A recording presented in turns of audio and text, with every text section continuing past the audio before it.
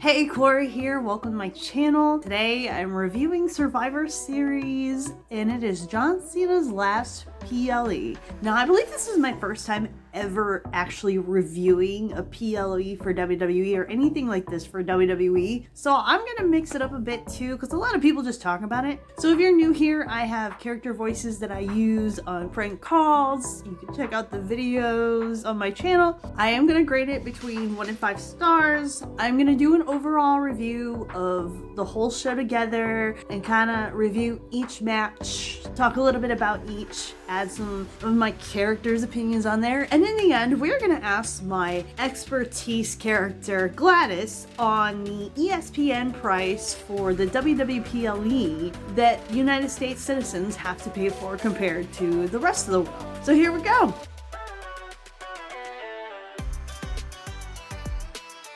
Up first, we have the women's war game match, and this includes Io Sky, Rhea Ripley, AJ Lee, Charlotte Flair, and Alexa Bliss versus Asuka, Kairi Sane, Becky Lynch, Nia Jax, and new and upcomer from NXT.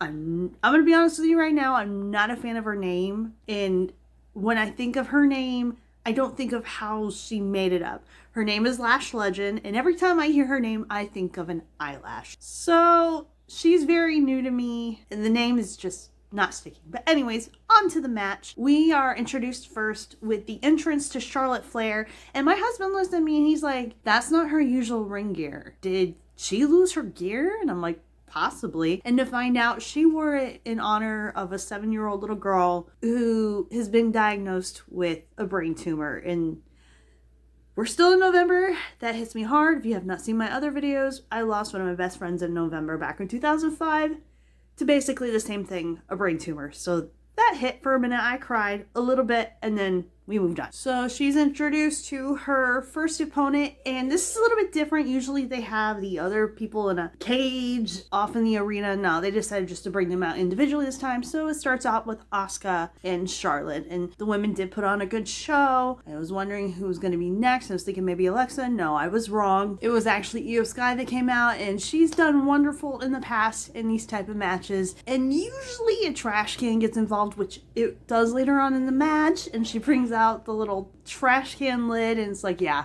you know something's gonna happen with the trash can later, and she does wonderful with it. I'm thinking Kairi Sane's gonna be next because Asuka's her partner. I was wrong. It was Becky. So we add Becky into the match. Everything's an even playing ground. Then comes Alexa Bliss, and her outfit looks wonderful. And then Kairi finally comes out, and then after Kairi is AJ, and this had me laughing.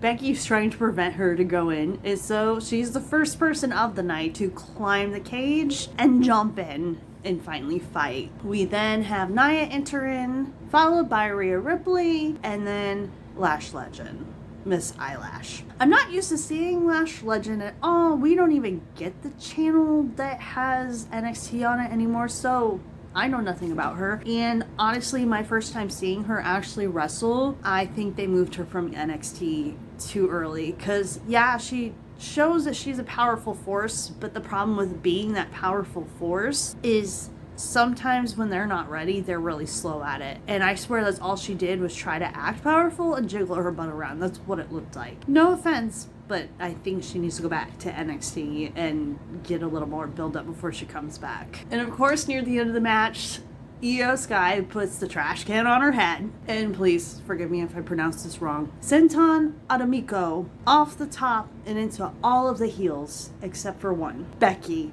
My personal favorite. Becky Lynch looks stunned. Alexa hooks her, and Becky slips right out and tries to escape. She tries to go to the top of the cage, probably to escape, which would have disqualified her whole team, and Flair catches her. Now, before we move on to the next match, I want to ask and talk to my character real quick, Isabel. So you were my fashion specialist. How do you feel about those outfits the women were wearing? Hi everyone, I'm Isabel, and okay, so the outfits, right?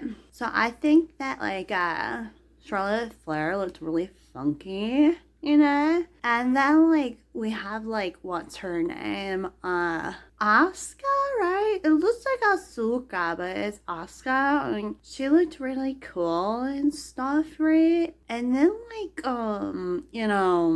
Rhea Ripley looked good at all. Lash Legend, her lashes looked like they like could like have their own airline landing or something. I don't know. And then like, what's her name? Naya. That outfit did not look good on her, girl. It made her chest look flat and like her bottom was like misshaped and stuff. So she just needs to not wear like that ever again. It just looked really weird. Okay? But the one thing it was really missing was Randy Orton as the ref. Come on. Okay? Now back to you. Oh, okay.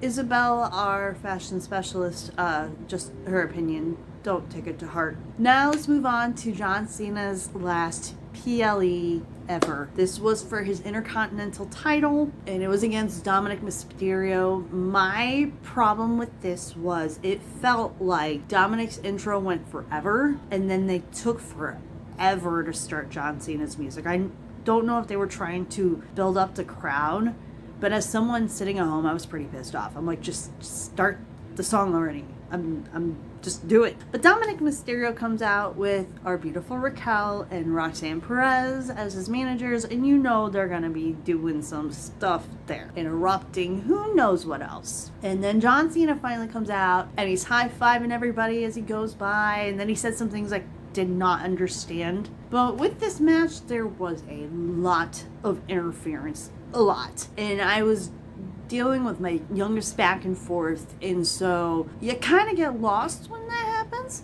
So sometimes you gotta go back and watch it. But you can tell, obviously, that Dominic has a plan. So him and Cena are fighting, and I look over, and Dominic's doing the Three Amigos in honor of Eddie, like always. The man he wishes was his father. Dominic bails to the floor and hides behind, of course, Roxanne and Raquel. That's when John turns away and Dominic rushes him and cheap shots him. So anyways, there's a point in the match where all of a sudden Cena counters into a powerbomb, and then all of a sudden Dominic is acting like he's really injured. So the ref is checking on him, and when the ref is checking on him, then of course Raquel hits him with the one-arm powerbomb. I think she did really well with that. And then Roxanne went in and she does the whole "you can't see me," and then I guess what they call the pop rocks. You could tell she's used to doing the move on someone not as big, so she had to adjust herself a little bit, but she did fine. Then all of a sudden Dominic miraculously recovers and he's fine, and the ref's like, okay, I know what's going on here, and so he kicks out Roxanne and Raquel. So at one point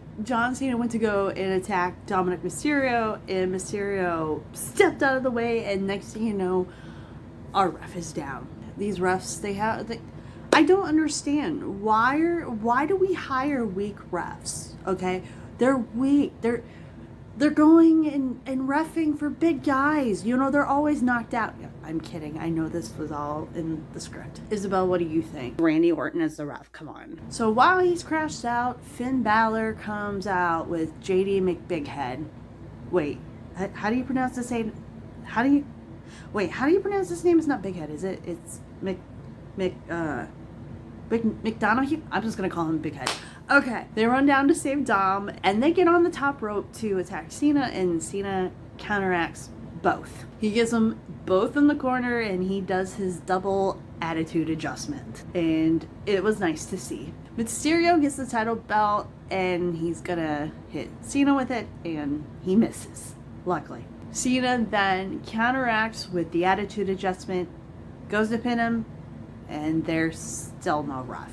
He's still out, you know. Little guy versus big guys. What do you think's gonna happen, people? Come on. Anyways, then the music hits that I have been waiting for months for. Liv Morgan is back. The crowd is cheering, chanting, happy, and she comes out and she looks at Dominic and looks at Cena and looks at Dominic, and she slaps Dominic. Now, I was looking at him like, I know they're trained to do it a certain way, but this one looks really fake. I don't like that. And then she goes and she cheers with Cena and she jumps in his arms and hugs him tight, and then her expression changes like, great. It's going back with Dominic. But if you think about it, the way it's going, I think we're going to have a good story between her and Roxanne that's over Dominic. So I'm actually looking forward to that, and I'm hoping it hits by WrestleMania, but we're just going to have to wait and see. She then jumps down. She low blows John Cena. There was something about tonight with the low blows. I don't know why. But anyways, Liv gets the ref back up after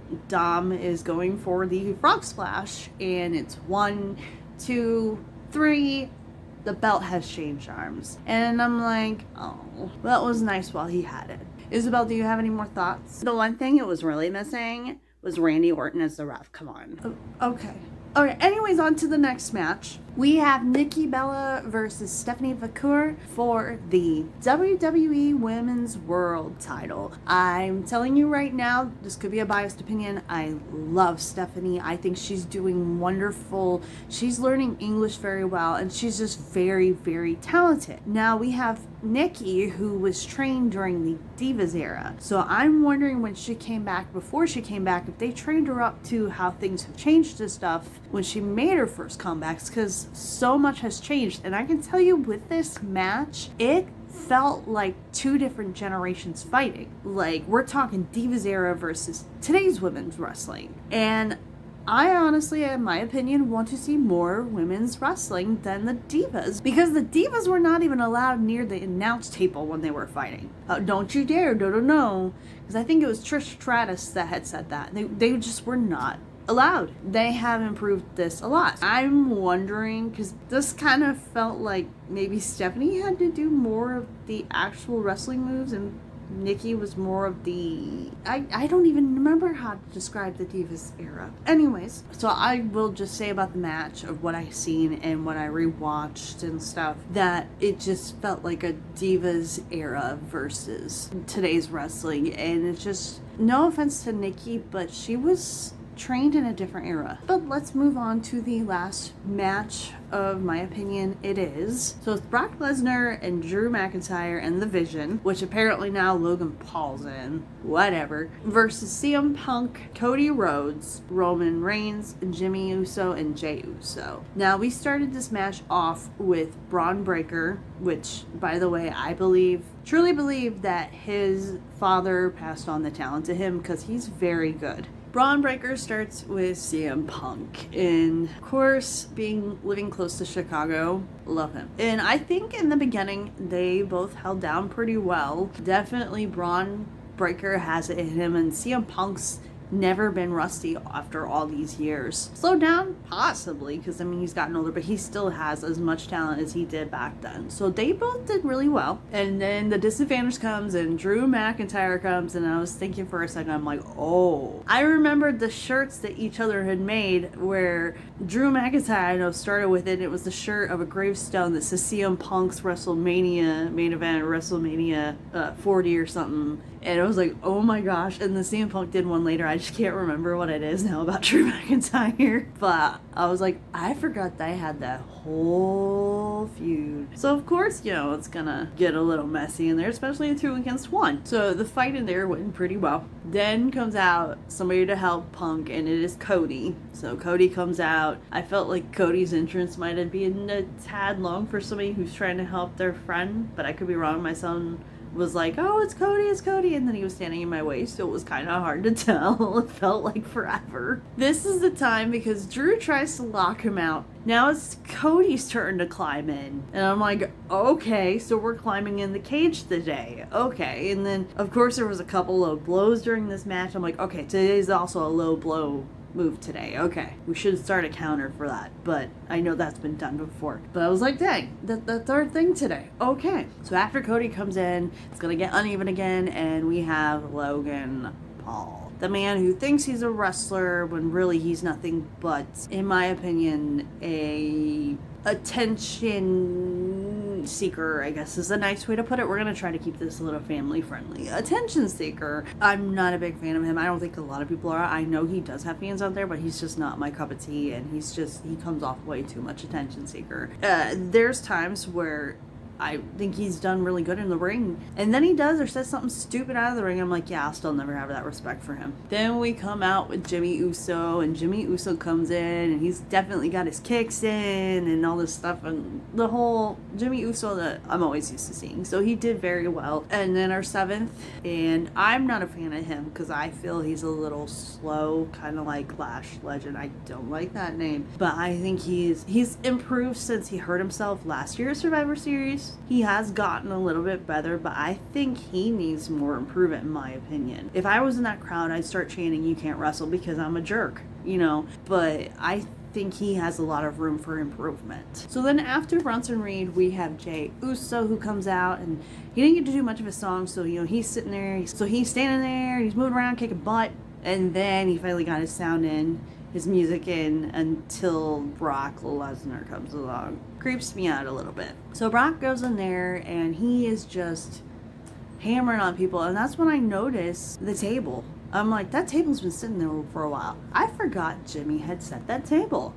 I'm like, wait, somebody's going through that table for sure. And I'm like, I bet you it's going to be Brock Lesnar going through it from Roman Reigns. Now, here's the thing. Roman Reigns comes out. He doesn't even make it into the ring yet. And Brock steps out. And because he's not in the ring yet, Brock can't get his team disqualified for leaving. So they're kind of chasing each other around. Well, he's trying to chase Brock around and try to beat him to get him in the cage. So he finally gets him in the cage. And before I know it, I was right. Except for one little detail. Jey gets Brock up. And Brock catches him and starts to do the F5. And it was Brock and Jey that went through the table. So I was mostly right. Roman put them through the table. I knew it was going to be Brock.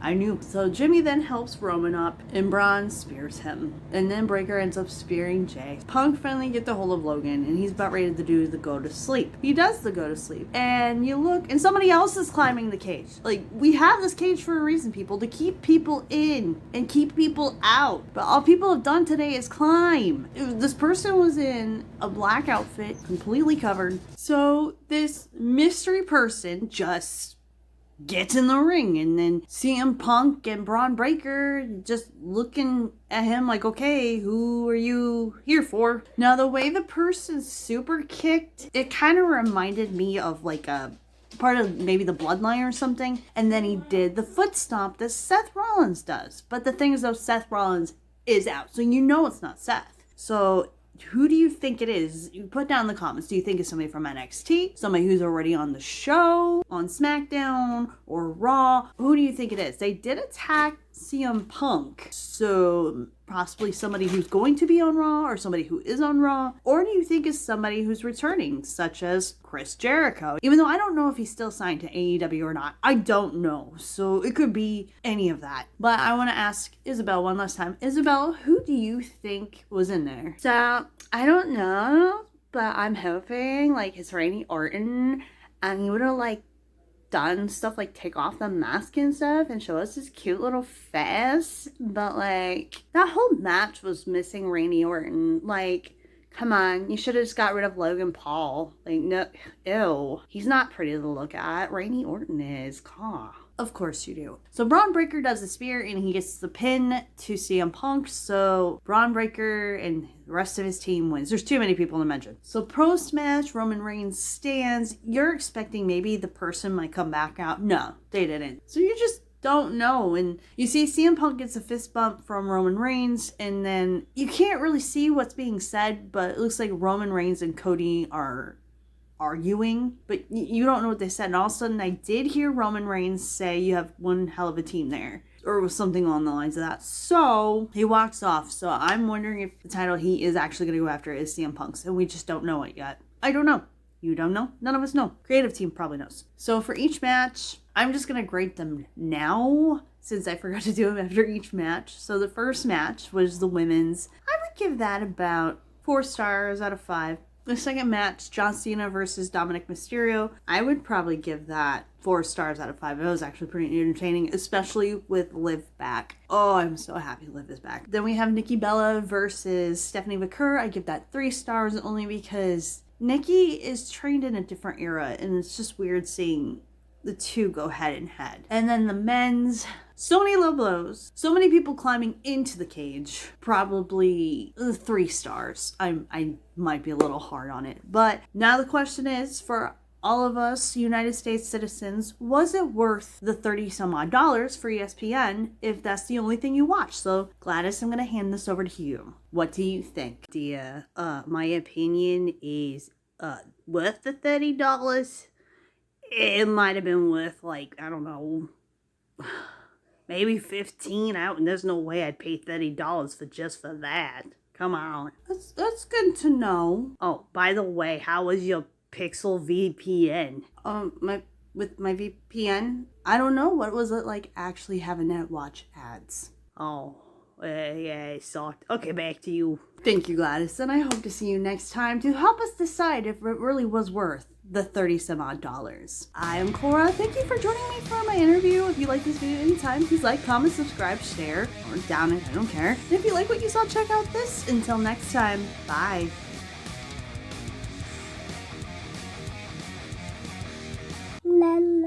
Asha.